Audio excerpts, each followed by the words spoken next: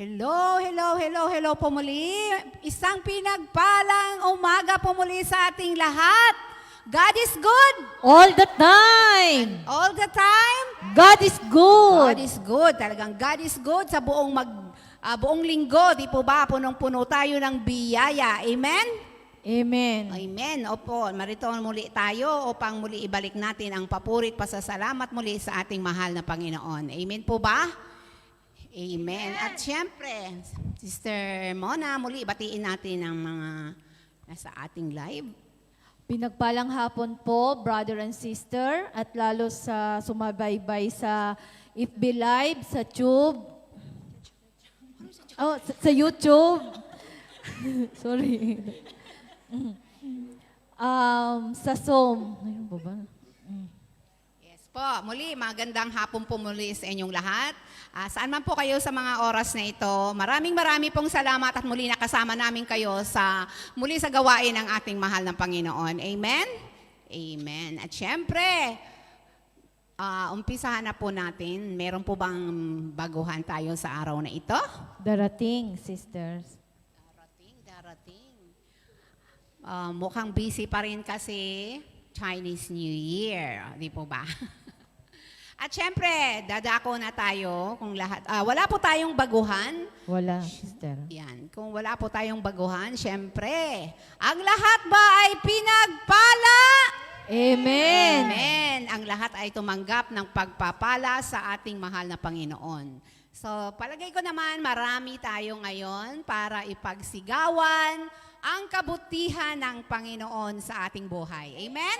Amen. Amen. So, sino po ang unang magpahayag kung paano niya tinanggap ang pagpapala mula sa ating Panginoon? Tayo ba ay pinagpala? Amen. Amen. So, ang pinagpala sila ay magpatutuon na po at i-share niya dito sa harapan. Huwag po kayong mahiya na ipahayag at ipagsigawan ang kabutihan ng Panginoon. Siyempre, ang ating birthday celebrant, ang aming Sister Nanay Nori. Happy birthday po, Mami. Gusto ko magpasalamat kay Lord kasi kahapon birthday Malapitin ko. mo si Mami. 73 na ako, kaya nyo yun. Wow! Salamat kay Lord, binibigyan pa ako ng kalakasan. Awa naman ng Diyos kaya ko pang magkuskus ng kubeta. Salamat din kay Lord at hanggang ngayon malakas pa ako. Salamat po. Amen. Amen. Happy birthday, Nanay. At syempre, lahat ng iyong mga anak ay patuloy na magdadasal para sa more birthdays to come. Po, Nay. At syempre, alam kong marami pang pinagpala dyan. Si Ate Espe. Happy birthday rin, Ate Espe. Advance. Another birthday celebrant. Pagtibatiin po ang ating kapatid. Thank you, Lord, kasi po sa 24 birthday ko rin po, thank you, Lord. At nagpapasalamat po ako dahil nandito pa rin po ako, 50 years old po ako, pero thank you, Lord, kasi sabi nga nila, hindi daw halata. Yung totoo po, halata po bang 50? Thank you, Yahweh El Shaddai, dahil po binigyan niya po ako ng joyful heart. Kasi, kaya siguro ganito ako, sabi nila, hindi halata na golden na po ako. Kaya maraming salamat kay Yahweh El Shaddai dahil nandito po kayo lahat, mga brothers and sisters, mula noon hanggang ngayon, dito pa rin po tayo magkakasama. Pero soon, babalik na rin po ako sa ating bansang Pilipinas. Kaya thank you, Yahweh El Shaddai, sa lahat-lahat ng blessing sa loob ng 18 years dito sa Hong Kong. Thank you. Praise the Lord. Lord, Daddy po ba Sister yan? Estela. Sanawa, kahit kayo nasa Pilipinas naway patuloy niyong subaybayan at patuloy po kayong umattend ng ating gawain sa Pilipinas. Amen po? Amen.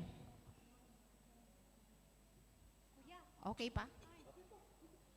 Siyempre, sige, ako na, kukunin ko na ang pagkakataong ito na muli kong ibalik ang papuri at pasasalamat sa ating mahal na Panginoon. Amen?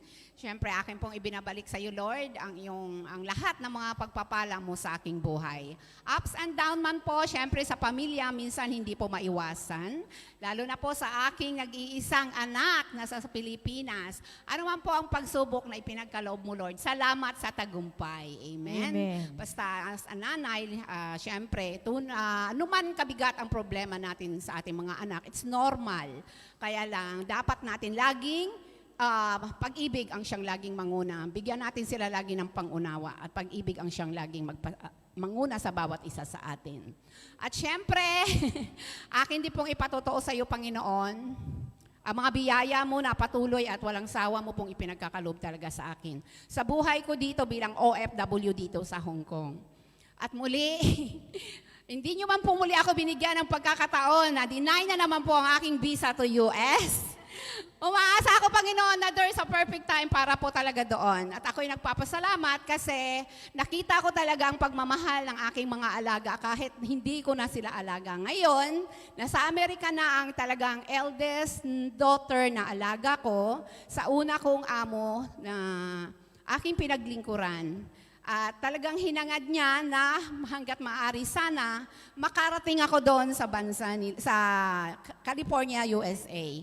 At nagkaroon ako ng appointment dito sa American Embassy. Naranasan ko talaga as in, nakita ko kung gaano pala talaga kahigpit bago ka makapasok dyan. At syempre, sa una, maaring sabi muna na deny uli ako sa pangalawang pagkakataon. Kasi sa una, apply din po ako to UK para naman po sa aking si doktor ngayon. Dahil nabigo ako doon sa UK, gumawa ng paraan ang isa kong alaga na nasa Amerika. At yun nga, deny pa rin. Pero alam nyo ang sabi niya, Auntie Jo, okay lang yan. Babalik ako dyan, aayusin uli natin, gagawa uli tayo ng paraan at magbakasakali uli tayo. It's also very blessed po, di po ba? Makita mo ng ating mga inalagaan, nakita ko kung paano nila ako minahal. Nakita ko kung paano nila gustong ibalik sa akin, kung paano ako naging bahagi ng buhay nila. Kaya naman, Lord, alam ko, ikaw ang higit nakakaalam ng lahat. Kahit itong aking si Doktor, umuwi yan para ako ay magkasama kami ng 2 weeks at ang hangad niya ay muli magbakasakali uli na i-apply uli ng visa ang yaya niya. So Lord, maraming pong salamat po talaga sa araw-araw. Every gising is a blessing. Sa mga taong ginamit mo, Lord, na naging bahagi ng buhay ko, Panginoon, maraming pong salamat, Panginoon, sa lahat ng mga pagpapala mo, sa lahat ng pagsubok mo. Ikaw pa rin, Panginoon, ang higit nakakaalam, ang tagumpay, Panginoon, dahil ikaw ang aming kasama. Amen. Amen. Praise the Lord. Siyempre, muli mga kapatid, ihanda na po natin ang ating sarili at atin pong tumayo na po tayong lahat para po tayo ay makiisa po sa ating El Shaddai. El El Shaddai Shaddai Gospel Music Ministry Hong Hong Kong. Kong. Sa pangunguna po ng ating kapatid na si Sister Jenny Jenny B. B. At sa pangunguna ng ating opening prayer na si Sister Norma.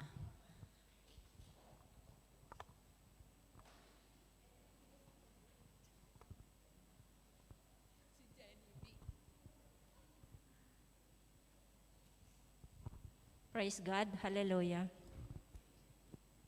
Praise you, Jesus. You are worthy to be praised, O God. You are worthy to be worshipped, Lord. Hallelujah. In the name of the Father, the Son, the Holy Spirit. Amen. O dakilang Amaya El Shaddai, Diyos na makapangyarihan sa lahat, muli po kaming nagpupurit, nagpapasalamat sa iyong kabutihan at kadakilaan sa aming mga buhay. Maraming salamat, Panginoon, sa iyong napakadakilang pag-ibig at pagmamahal na hindi kumukupas at hindi nagmamaliw. Maraming salamat, Panginoon, na kami ay iyong mga tinawag mula sa gitna ng karamihan.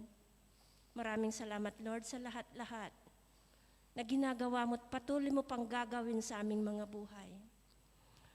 O God, tunay nga pong wala po kaming magagawa kung kami ay hiwalay sa iyo. Kaya't Lord, nagpapakumbaba po kaming lumalapit sa iyong banal na trono. Isinusuko namin ang aming mga buhay, ang aming mga kahinaan. Patawarin mo po kami, O God, sa aming mga pagkakasala, sa isip, sa salita at sa gawa. At patuloy mo rin po kaming pakalinisin ng iyong banal na dugo mula ulo hanggang talampakan. Patuloy, Panginoon, tinataas namin ang inyo pong banal na gawain sa mga sandaling ito. Pagpalain mo, Lord, ang mangunguna ng iyong banal na gawain ng mga gospel choir, ang mga instrumentalist. Patuloy mo, Panginoon, pagkaluban sila ng boses na nagmumula sa iyo. Pagpalain ang kanilang mga papuring awiting iaalay sa iyo. Ganon din, Lord, itinatas namin ang iyong lingkod na iyong sinugo na si Brother Meding. Nasa huling sandali na aming makakasama sa araw na ito. Patuloy, Panginoon, magpapasalamat po kami sa mga salitang inihayag niya sa amin, Panginoon, sa aming mga puso. Patuloy mo po siyang samahan. Patuloy mo po siya, Lord God, pagpalain, Lord God.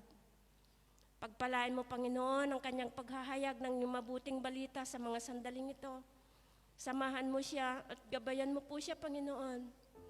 At habang kami nakikinig, Lord, buksan mo rin po ang aming mga puso, ang aming mga kaisipan, na patuloy na magkaroon ng kapangyarihan ng iyong mga salita sa aming mga buhay.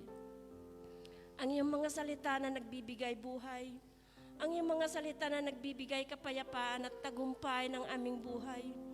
Higit sa lahat, ang iyong mga salita na nagbibigay direksyon ng aming buhay. O God, maraming salamat po. Pagpalain mo rin po ang lahat ng naparito, ang lahat ng pre-request ng bawat isa.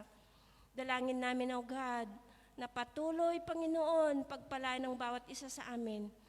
Patuloy, O Lord God, ang iyong mga salita ay patuloy, Panginoon, tulungan mo kaming maisabuhay namin sa araw-araw naming pamumuhay. Patuloy, Panginoon, inaangkin namin ang 100% tagumpay. Sapagkat sinabi mo, Panginoon, ano man ang aming kakalagan dito sa lupa'y kakalagan mo sa langit. Kung kaya't, Panginoon, maraming salamat sa mga pangako ng iyong mga salita na nagbibigay sa amin ng tagumpay, nagbibigay sa amin ng buhay. Maraming salamat po. To God be the glory.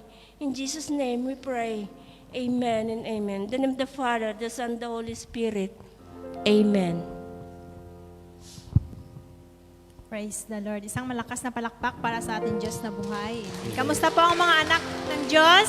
Thanks God, I am blessed. Happy and prosperous talaga. Magaling na, mayaman pa, matalino, matuwid, marangal, wagas ang pag-ibig, malaya, payapa ang kalooban, maginhawa at matagumpay. Amen. Mga kapatid, patuloy po tayong magpuri sa ating Diyos na buhay. Itaas po natin ang ating mga kamay.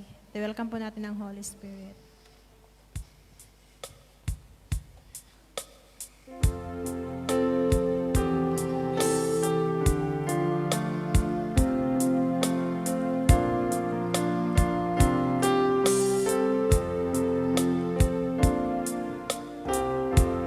Come, Holy Spirit, fall afresh on me.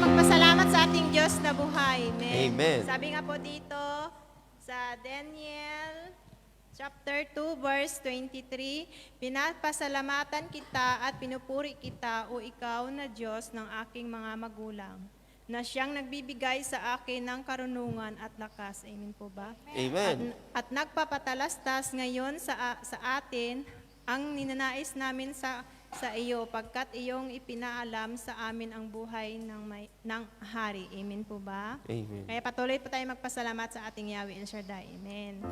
Amen. Sumayaw ang lahat! Amen! Amen! Hallelujah!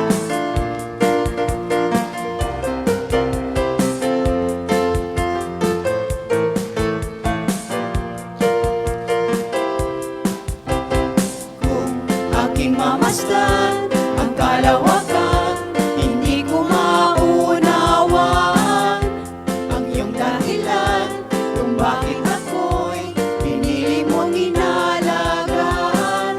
Di ko kayang isipin, hindi ko kayang sukatin ang pag-ibig mo, Jesus, na iyong binigay sa akin. Salamat, salamat, O Jesus, sa pag-ibig mo. Walang ibang nagmahal sa akin na katulad mo. Salamat, salamat, O Jesus, sa pag-ibig mo.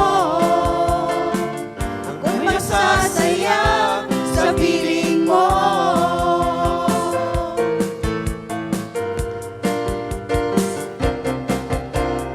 Kung may pagsubok man o kagipitan, ako ay may lalapitan. Ikaw, Jesus, ang tanging sandigan, hindi mo ko pababayaan. Di ko kayang isipin, hindi ko kayang sukatin ang pag-ibig mo, Jesus, na iyong binigay sa akin. Salamat, salamat, O Jesus, sa pag-ibig mo.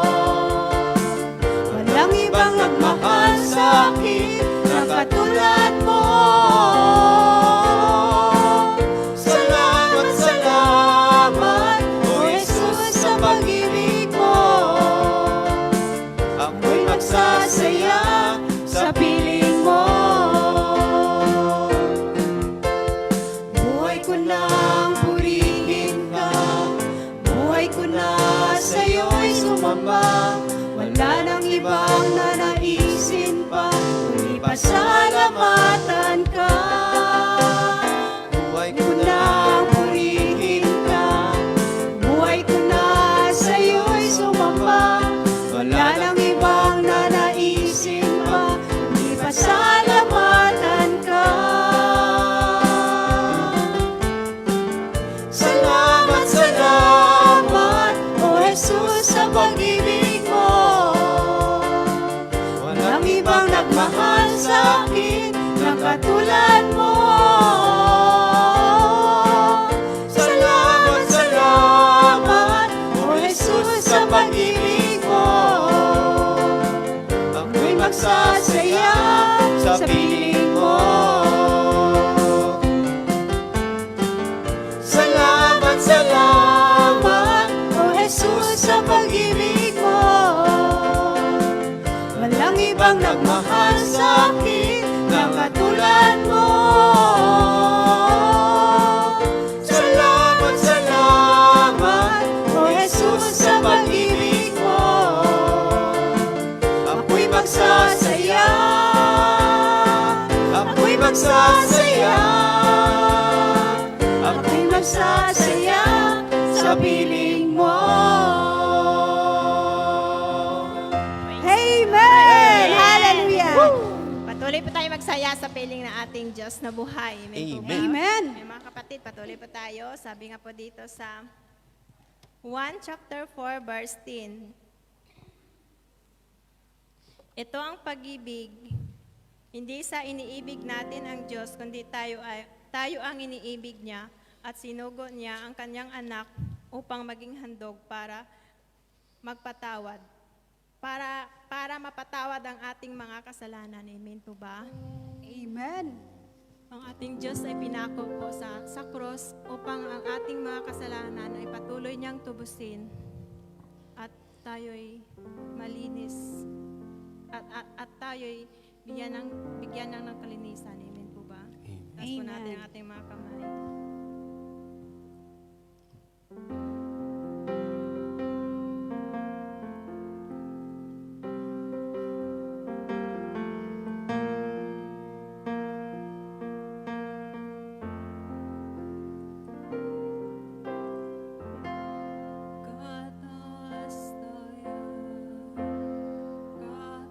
Kataas-taasan ikaw, Panginoon. Kamangha-mangha, kay ganda-ganda, ikaw ang Panginoon. Binigay mo ang lahat. Diyos, inibig mo ang isang tulad ko. Tinawag mong anak, dinigay sa piling mo, at sa iyong mga mata, ako'y malinis na. Katwiran ni Jesus, ang iyong nakikita.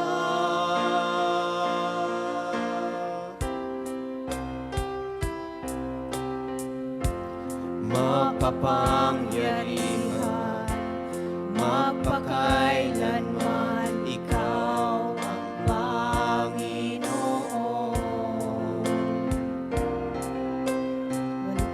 Walang hanggang Ama, lagi kong kasama, ikaw ang Panginoon. Binigay mo ang lahat. Diyos, inibig mo ang isang tulad ko. Tinawag mong anak, tinabi sa piling mo, at sa iyong mga mata, ako'y malinis na. Katwiran ni Jesus, iyong nakikita. Diyos, inibig mo ang isang tulad ko. Tinawag mong anak, tinabi sa piling mo, at sa iyong mga mata, ako'y malinis na. Katwiran ni Jesus, iyong nakikita.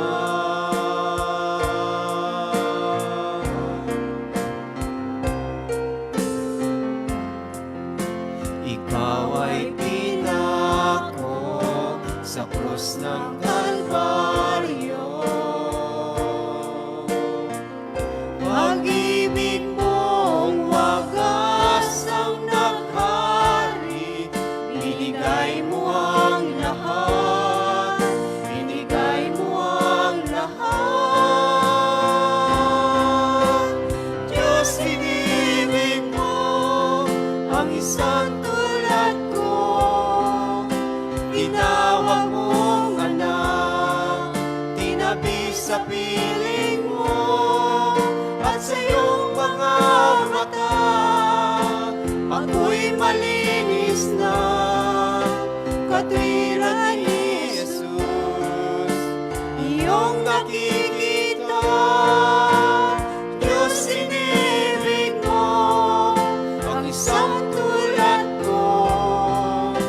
Tinawag mong anak, tinabi sa piling mo, at sa iyong mga mata, ako'y malinis na.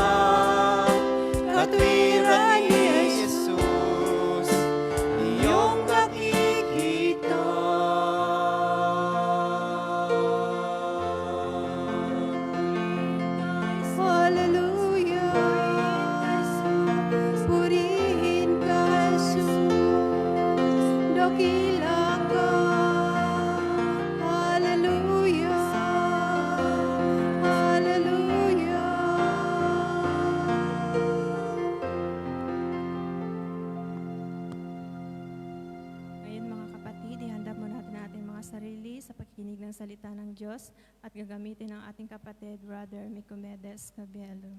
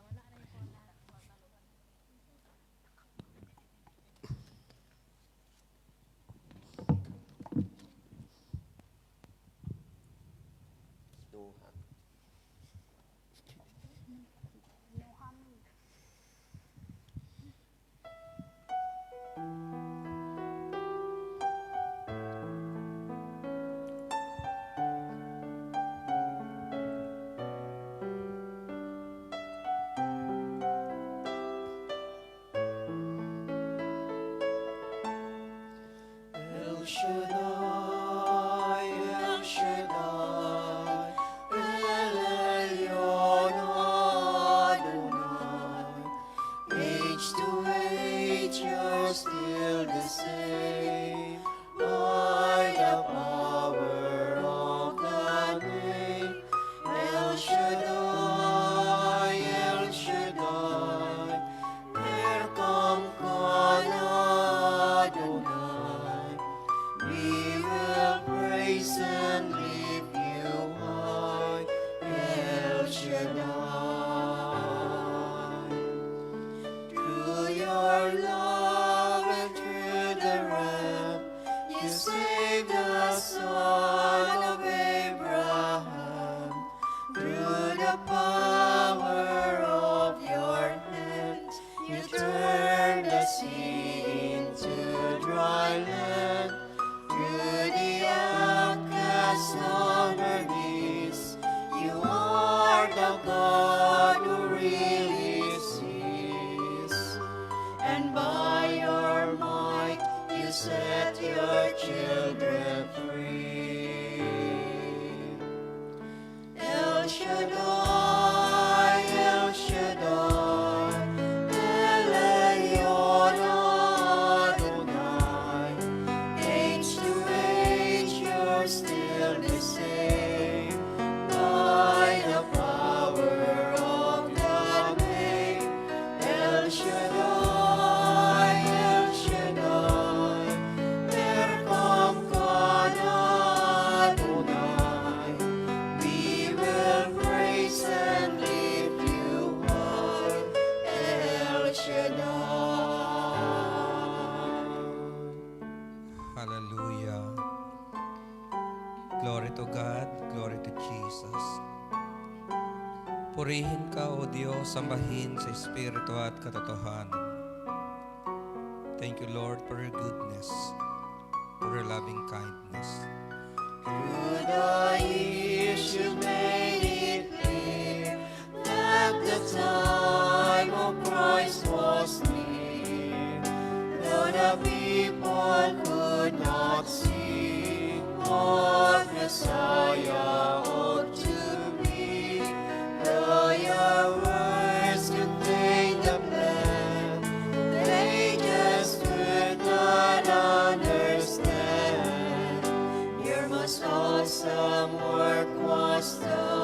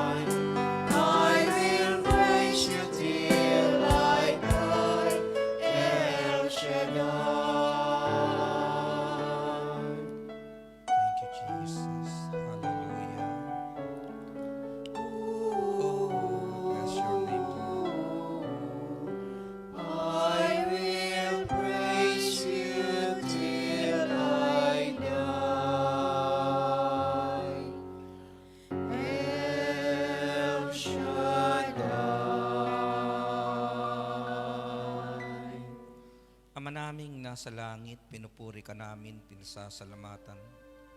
Patuloy ka naming sasambahin sa Espiritu at katotohanan.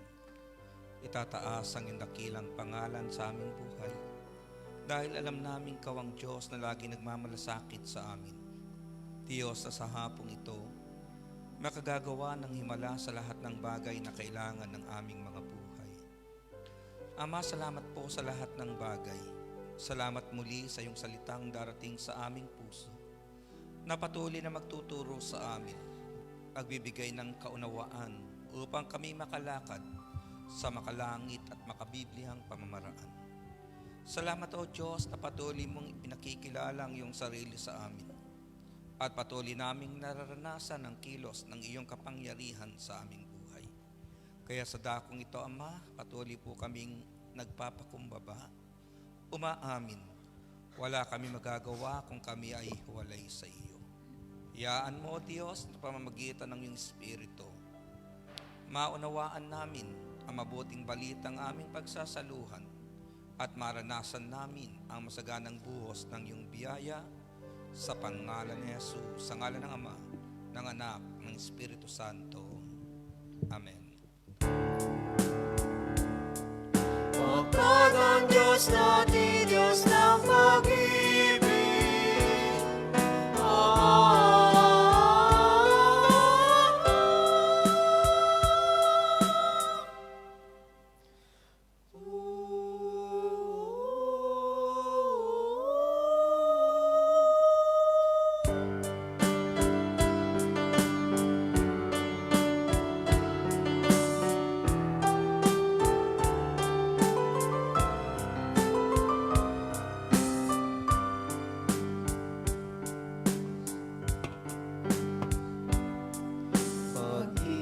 Pag-ibig ang siyang pumukaw sa ating puso at kaluluwa, ang siyang nagdulot sa ating buhay, liwanag sa dilim at pag-asa.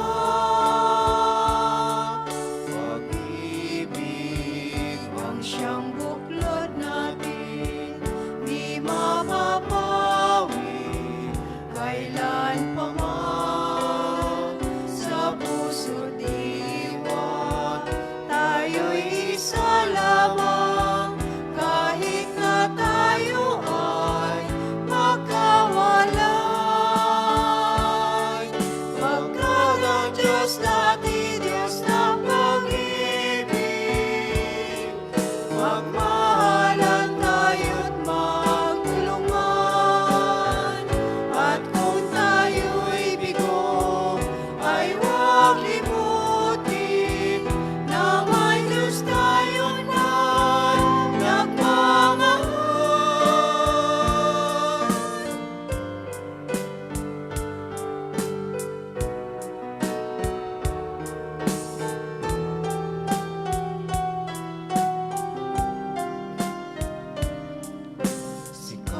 Sikapin sa ating pagtungo, ipamalikha sa buong mundo. Pag-ibig ng Diyos ang siyang sumakop sa bawat pusong uhaw sa pagsuyo. Pagkat ang Diyos natin, Diyos ng pag-ibig, magmahalan tayo't magtulungan. At kung tayo'y bigo, ay huwag limutin na may Diyos tayo na nagmamahal.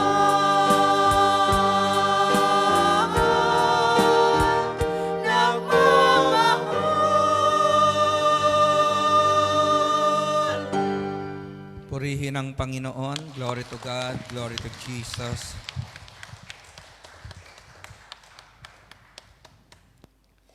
Isang pinagpalang buhay, mga kapatid, sa Panginoon Thursday Group. At kayo pong lahat, mga kapatid, na kasama namin sa gawaing ito, patuloy tayong abutin ng makapangyarihang Diyos, maranasan ang dulot ng mabuting balita sa ating mga buhay. Kaya ating pagsaluhan po ang ating daily gospel, Ebanghelyo ng Panginoon mula sa sulat ni San Mateo, Kabanata 16, talata 13 hanggang 19. Matthew chapter 16, verse 13 to 19.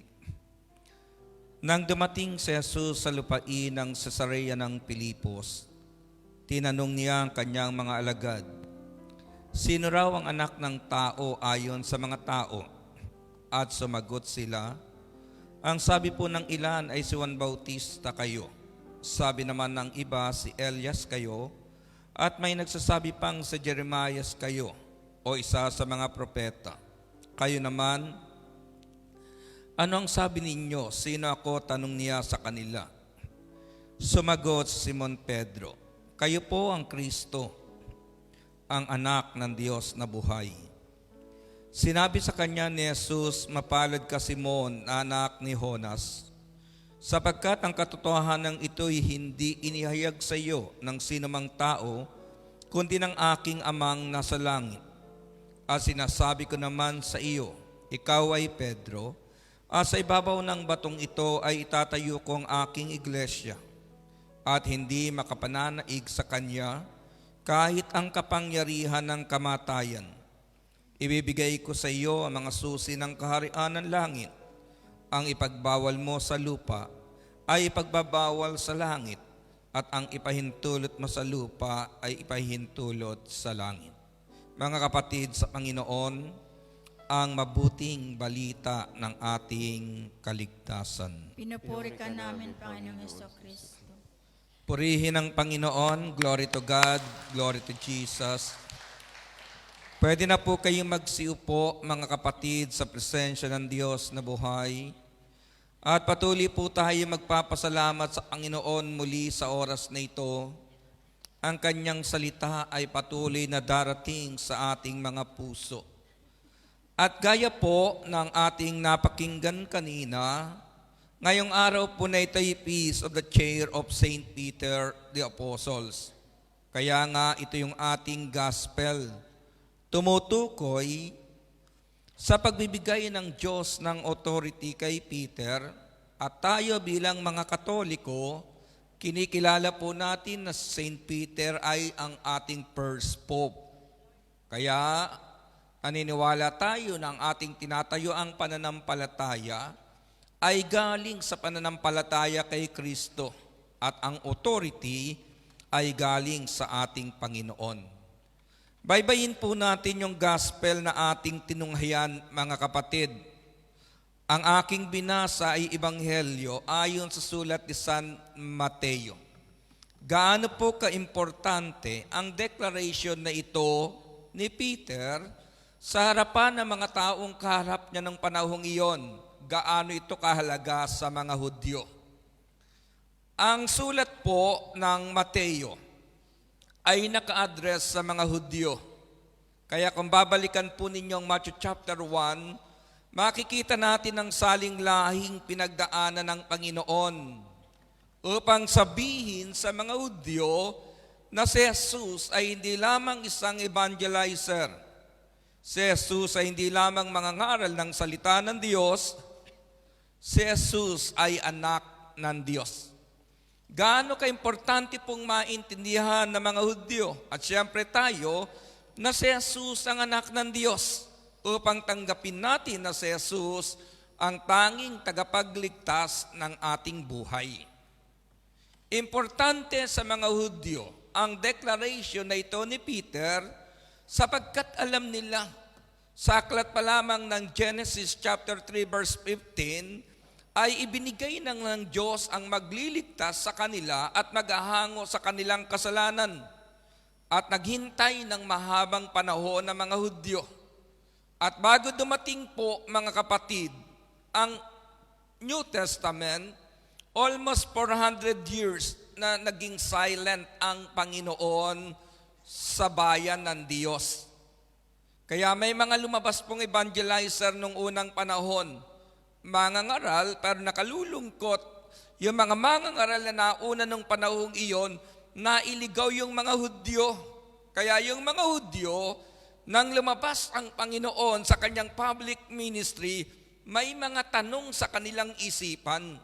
Baka katulad lamang sila na nauna na nangaligaw ang tao, pero kitang-kita po natin sa declaration na ito ni Peter na hindi tayo nagkamali ng Panginoong kinilala sa ating buhay.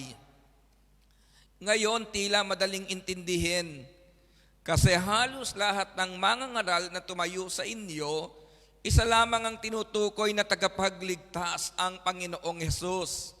Pero kung lalagay po tayo sa panahon na kung saan binabasa natin yung gospel na ating tinungayan, baka isa rin tayo sa mga taong nagdeklara ng humanity ng Panginoon. Ang ating binasa, mga kapatid, ang lugar ay Caesarea Philippi o Caesarea ng Pilipos. Bakit dito nadeklara na si Jesus ang Kristo, si Jesus ang Mesiyas? Balikan po muna natin ang lugar na ito. Ang lugar po ng Caesarea ng Pilipos ay lugar na kung saan pag-ahari nila Caesar. Ipinapasa po ito sa kanilang mga saling lahi at ang lugar na ito, mga kapatid, sentro ng pagsambang pagano. Narito ang malalaking templo ni Diana, ang kinikilalang goddess ng Asia ng panahong iyon. Naroon ang mga templo ni Baal at ni Astarte. At ang mga taong naroon sa Caesarea Philippi, masyadong panatiko sa Diyos na kanilang kinikilala na Diyos-Diyosan ng kanilang buhay.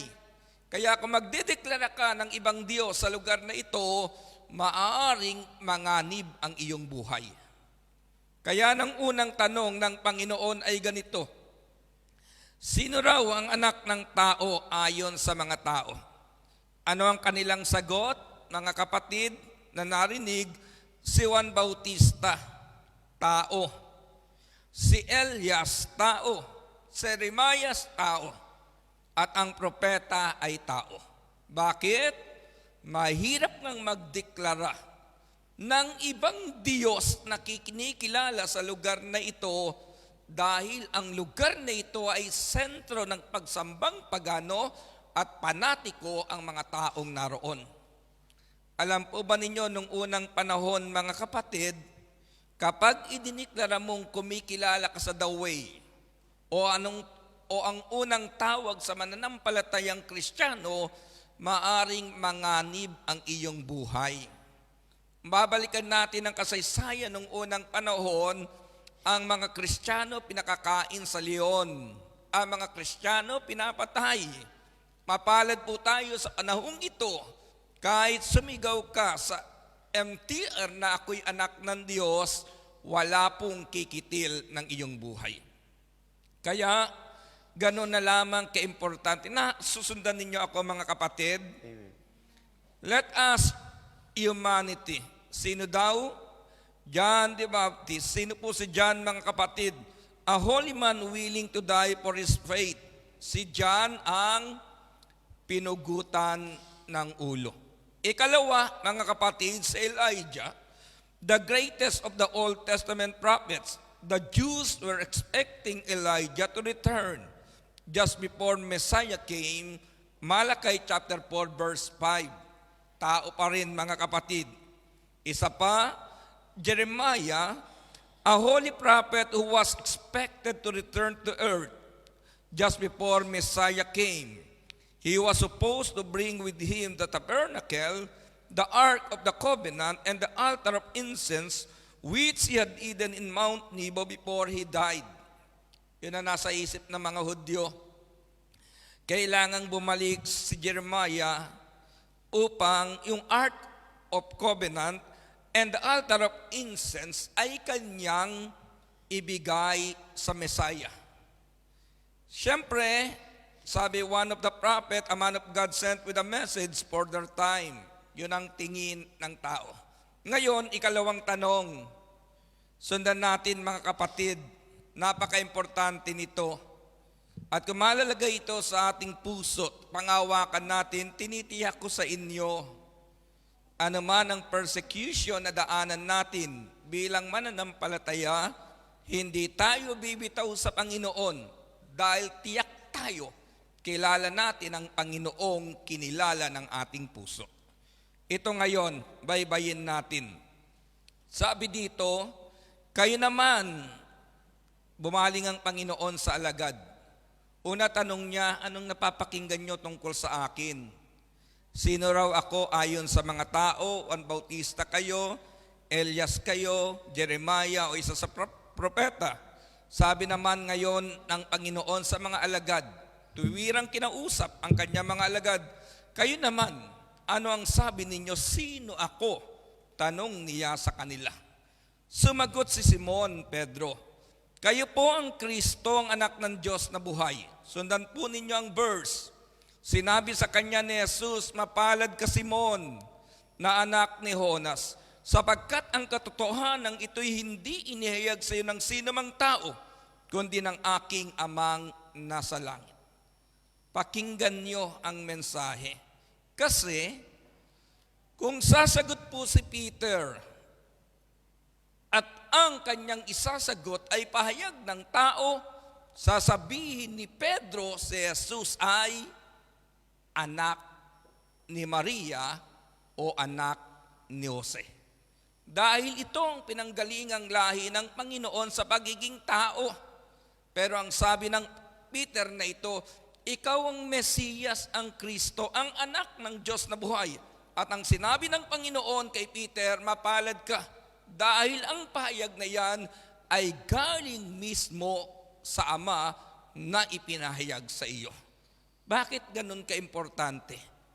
Kasi nga po, yung lugar na kanilang kinilalagyan, hindi ka pwedeng magdeklara ng ibang Diyos maliban kay Baal, kay Astarte, kay Diana, dahil kung magdideklara ka ng ibang Diyos maliban sa kinikilala nila doon, manganganib ang kanilang buhay.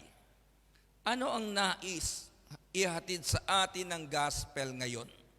Kaya mo bang mag-confess ng iyong pananampalataya sa gitna ng mga taong hindi kumikilala sa Diyos? Sa prayer meeting, madaling mag-share. Tumayo ka dito, sabihin mo, pinagpala ka ng Diyos, ang itutugon sa iyo ng mga nakikinig, papalakpakan ng Panginoon. Kapag sinabi mong pinaganda ka ng Panginoon, pinayaman ka ng Panginoon, sisigaw yung mga attender ng Amen. Bakit? Nagko-confess ka ng iyong pananampalataya sa gitna ng mananampalataya. Pero kaya mo bang i-confess ang iyong pananampalataya na si Jesus ang Kristo, tagapagligtas ng iyong buhay, sa gitna ng Cesarea Philippus na ang mga taong naroon pwedeng ikapanganib ng iyong buhay ang response nila sa sharing mo. Kaya nga kung pinagpala kayo ng Diyos, huwag niyong sayangin ang pagkakataong makapag-share sa gawain. Kung dito sa gawain di kayo makapag-share, paano kayo mag-share sa mga taong umaayaw sa Panginoon? Paano tayo makapag-evangelize sa mga taong hindi kumikilala sa Panginoon kung mismo dito sa gawain wala kang lakas ng loob na sabihing inayos ng Diyos ang buhay mo? Yan ang challenge ko sa inyo mga kapatid.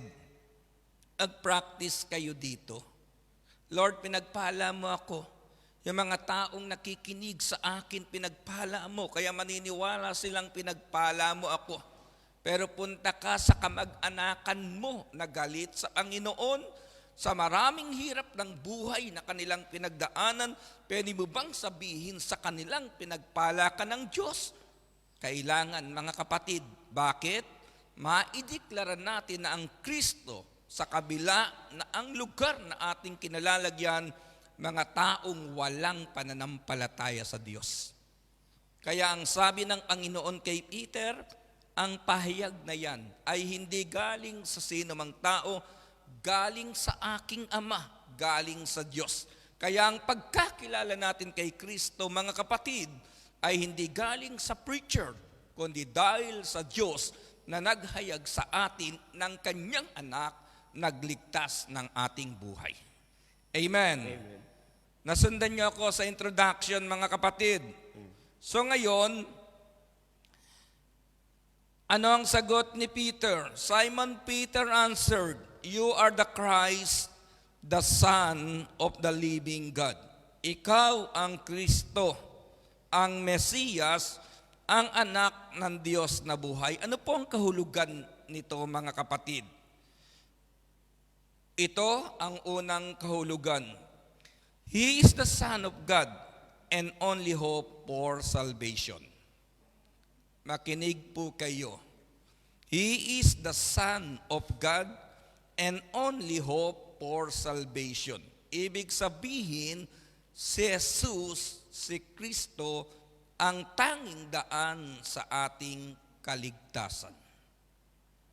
Bansang Pilipinas nakalulungkot. Marami pong panatiko sa atin.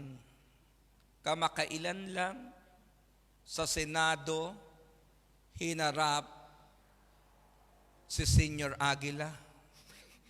Bakit? Yung mga taong kanyang pinangaralan, aniwalang sila lang maliligtas.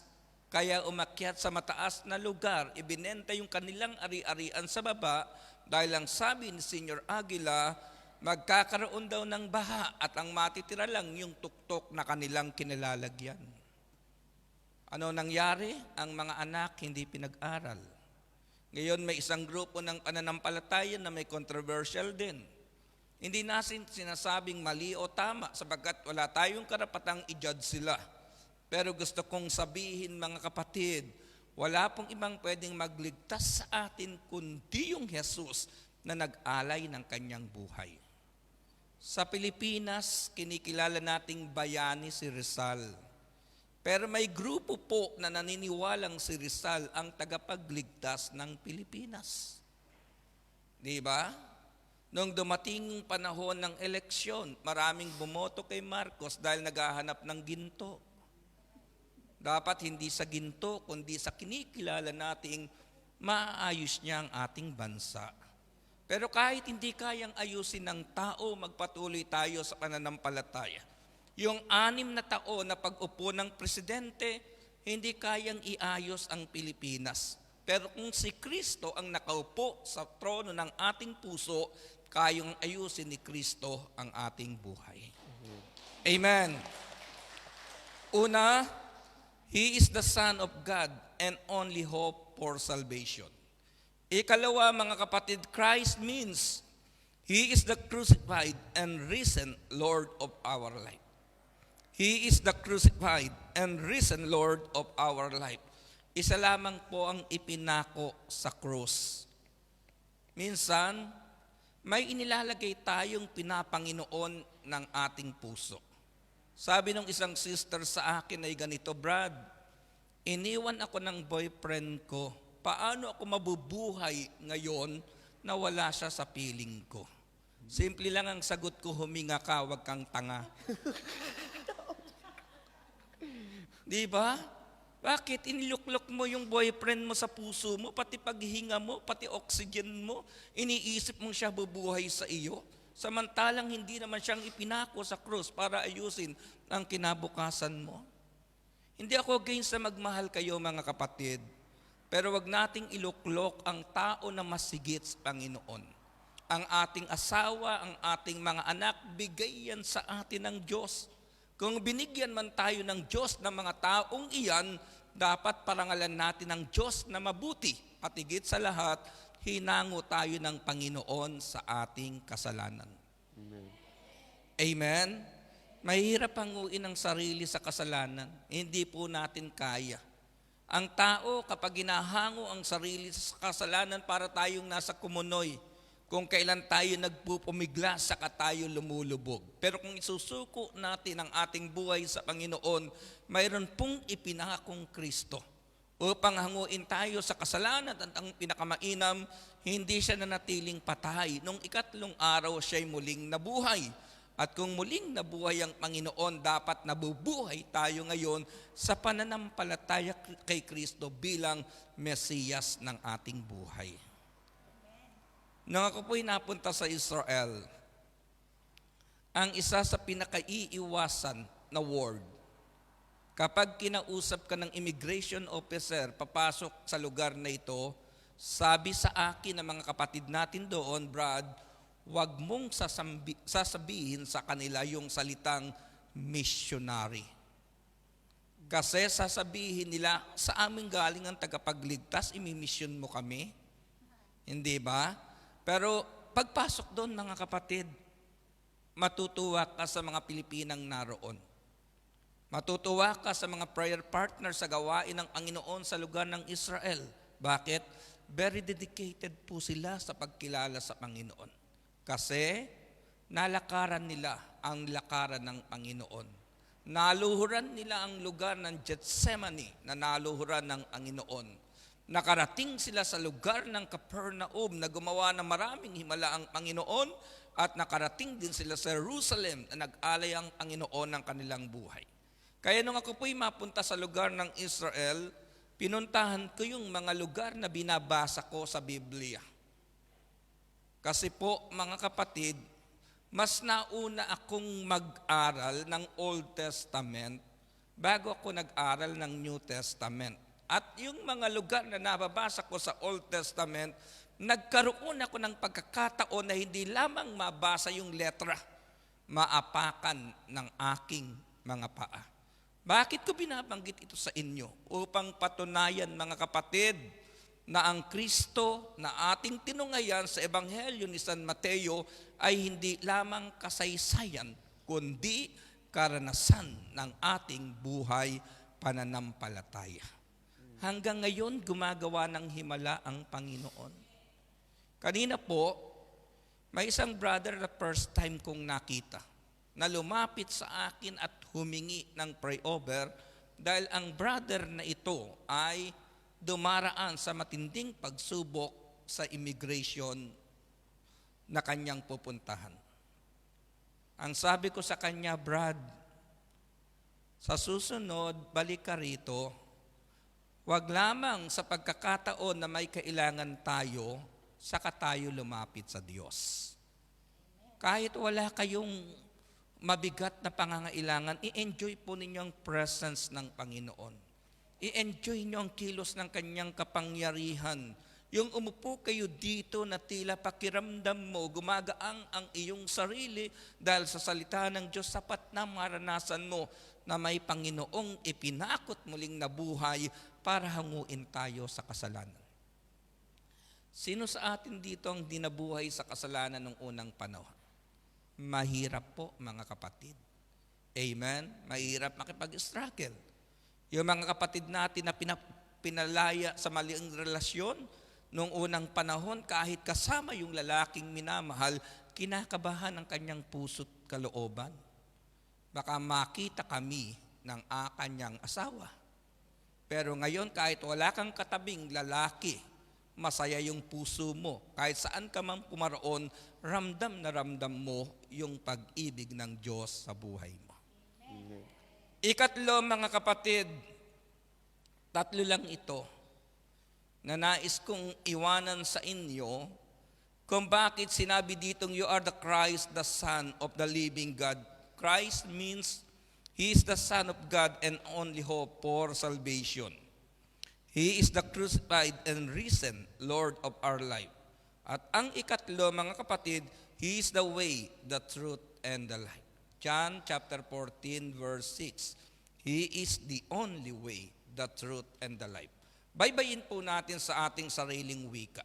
Kapag sinabing ako ang daan, ibig sabihin, si Jesus ang makapaghahatid sa atin sa buhay na walang hanggan. Kapag sinabing ako ang buhay, ibig sabihin, ang tunay na kahulugan ng buhay sa lupang ito, masusumpungan mo lamang sa pamamagitan ni Kristo. Diba? Sabi ng iba sa ganito, Brad, sa langit na lang ako liligaya. Huwag mong hangaring sa langit ka lumigaya. Sa kinauupuan mo pa lang ngayon, hangarin mong lumigaya ka na. kung abutin ka ng 100 taon dito sa mundo, di 100 taon kang magtitiis bago dumating ang ligaya ng puso mo. Kaya nga naparito ang Panginoon sa lupa, upang dito pa lamang sa lupa lumigaya ka na. Dito pa lamang sa lugar na ating kinalalagyan, kaya sinabi ng Panginoon, I am the light. I am the light. Ako ang buhay. Na gustong sabihin ng Panginoon, ako ang makapagbibigay sa inyo ng tunay na kahulugan ng buhay. Isa pang katangian, I am the truth, mga kapatid. Yan ang dahilan kung bakit tayo nag-aaral ng salita ng Diyos. Bakit tayo nagninilay? Bakit ilang beses na nating nabalikan itong ebanghelyong ito? Inaalam pa rin natin kung saan sinabi ito, saan nagtanong ang Panginoon. Bakit? Dahil si Jesus lamang ang makapagdudulot ng tunay na kahulugan ng katotohanan ng buhay. Ngayon, tanungin natin ang Panginoon kung sino siya. Para mas lalong tumatag ang ating pananampalataya sa Kanya, ayon naman sa sulat ni Juan. Una, mga kapatid, sabi ng Panginoon sa John chapter 6 verse 35, I am the bread of life. John chapter 8 verse 12, sabi ng Panginoon, I am the light of the world. John chapter 10 verse 9, I am the door. Whoever enters through me will be saved. John chapter 10 verse 11, sabi ng Panginoon, I am the good shepherd. John chapter 10 verse 36, I am the Son of God. John chapter 11 verse 25, I am the resurrection and the life.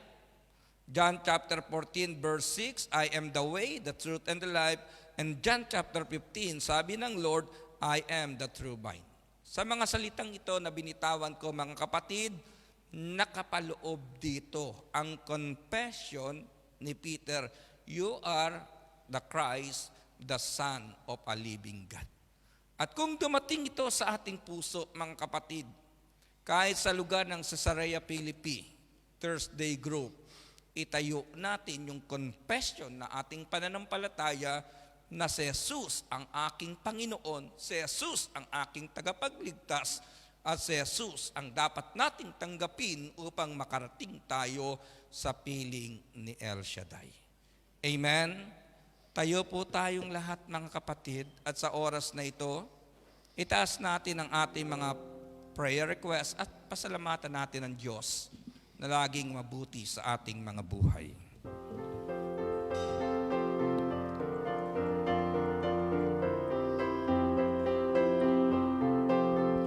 Give thanks with a grateful heart. Give thanks to the Holy One. Give thanks because He's given Jesus Christ, His Son. Give thanks with a grateful heart. Give thanks to the Holy One. Give thanks because He's given Jesus Christ, His Son. And now let the weak say, I am strong. Let the poor say, I am rich, because of what the Lord has done for us. And now let the weak say, I am strong. Let the poor say, I am rich, because of what the Lord has done for us. Give thanks. We give thanks. We give thanks. Ama naming nasa langit, salamat po sa iyong salitang dumating sa aming puso na nagtuturo sa amin na patuloy na manindigan sa pananampalataya, sapagkat alam naming nanindigan ka sa amin sa kabila na hindi kami karapat-dapat na pag-alaya ng iyong buhay. Salamat o Diyos sa iyong bugtong na anak na humango sa amin sa kasalanan at naghatid sa isang pinagpalang buhay.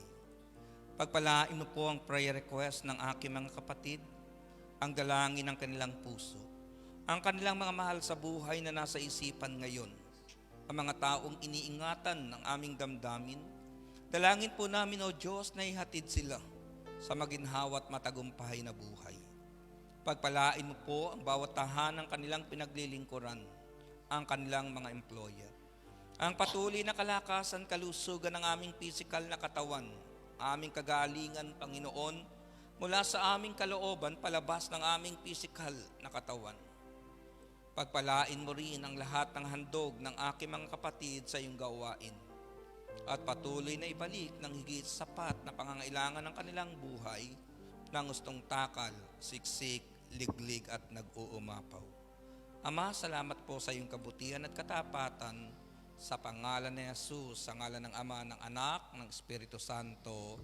Amen. Salamat po, Thursday Group. Hanggang sa muling pagkikita kasi sa araw ng Sabado, pabalik na po ako ng Pilipinas. Pagpalain tayo ng Panginoon.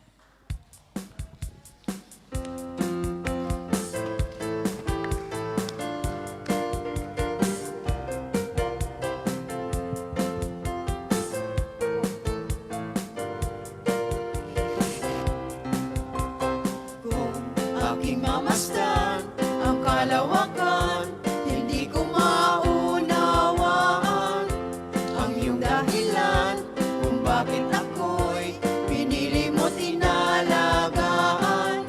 Di ko kayang isipin, hindi ko kayang sukatin ang pag-ibig mo, Jesus, na iyong binigay sa akin. Salamat, O Jesus, sa pag-ibig mo. Walang ibang nagmahal sa akin na katulad mo. Salamat, O Jesus, sa pag-ibig mo. Ako'y magsasaya sa piling mo.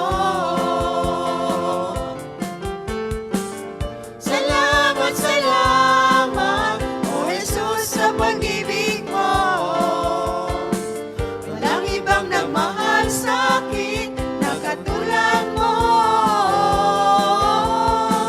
Salamat, O Jesus, sa pag-ibig mo. Ako'y magsasaya, ako'y magsasaya, ako'y magsasaya sa piling mo. Manatili po tayong nakatayo at ating usalin ang ating sinasambit, ang Salmo 91. Siyang naghahangad ng pagkupkop ng kataas-taasan at nanatili sa kalinga niyong makapangyarihan. Makapagsasabi sa kanyang Panginoon, Mogkat tahanan, ikaw ang aking Diyos, ang Diyos na tangi kong pinagtiwalaan.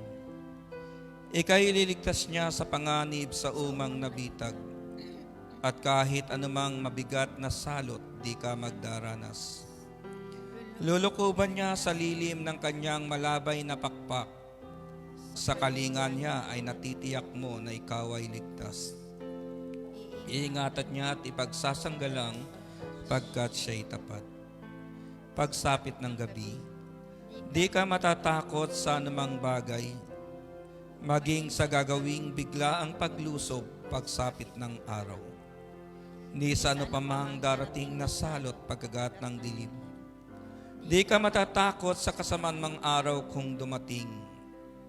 Kahit na mabuwal sa iyong harapan ang 1,000 tao, sa iyong paligid ang bilang ng patay maging 10,000. Di ka matatakot at natitiyak mong di ka maaano. Ika'y nagmamasid at sa panonood iyong mamamasdan. Yaong masama ay makikita mong pinarurusahan. sapagkat si Yahweh ang iyong ginawang tagapagsanggalang, at ang pinili mong mag-ingat sa iyo'y kataas-taasan, di mo aabuting kay mapahamak at walang daratal. Kahit anong uring mga paghihirap sa iyong tahanan, susuguin niya ang maraming anghel silang susubaybay. Kahit saan dako ikaw maparoon, tiyak iingatan. Sa kanilang palad ay tatayo ka't silang magtataas, nang hindi masaktan ang mga paa mo sa batong matalas. Kahit ang tapakan mo ay mga leon ahas na mabagsik, di ka maano sa mga serpente at leong mababangis. Ang sabi ng Diyos, aking ililigtas ang tapat sa akin, at iingatan ko ang sinamang taong ako'y kikilanlin. Pag sila'y tumawag, laging handa ako na sila'y pakinggan. Aking sasamahan at kung may hila-hila'y sasaklolohan, aking ililigtas at ang bawat isa ay pararangalan. Sila'y bibigyan ko't gagantimpalaan na mahabang buhay, at nakatitiyak na ang tatamuhin nila'y kaligtasan. Maaring ipinit ko ang langit at hindi pumatak ang ulan. Maaring magpadala ko ng balang upang salantain ang lupaing ito. Maaring palaganapin ko sa aking bayan ang salot. Ngunit sa sandaling ang bayang ito na aking pinili ay magpakumbaba. Manalangin, hanapin ako at talikdan ang kanilang kasamaan. Diringgin ko sila, patatawarin ko sila, at ibabalik ko sa kanilang lupain ang katiwasayan at kasaganaan. Ang salita ng Diyos. Salamat sa Diyos. Sa ngalan ng Ama, ng Anak, ng Espiritu Santo. Amen. Bukas po, nag-i-invite ang Friday group